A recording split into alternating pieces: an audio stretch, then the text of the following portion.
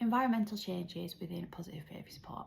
Hi, for those that don't know me, my name's Laura. I'm one of the co-founders of EBL Consultancy, and we are on a mission to provide you with education about behaviour so that you can support the learning of the person that you're caring for. And this month we're talking all about challenging behaviour and positive behaviour support. And today we're going to particularly talk about the environmental changes that we can make within the positive behaviour support to increase the quality of life of somebody that you're caring for and reduce any challenging behaviours that might be occurring, or some of those challenging behaviours.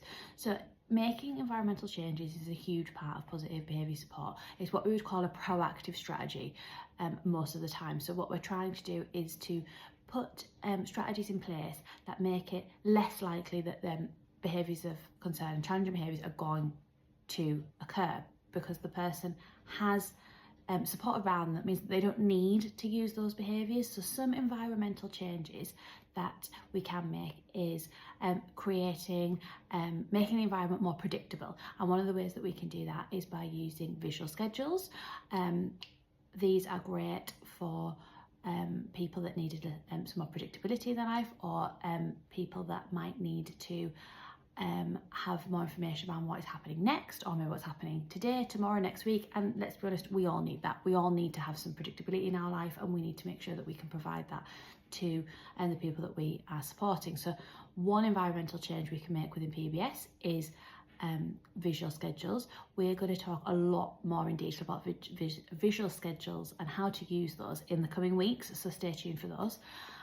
Another environmental change that we can make is physical changes to that person's space in terms of from a sensory perspective, so lighting, noise,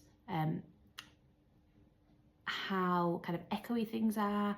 We can think about how noisy places are in terms of how many people are in a room at one time. Does a person need to have the lights quite dim? Do they like them quite bright? Do they need quite a lot of open space? Do they need quite a small space?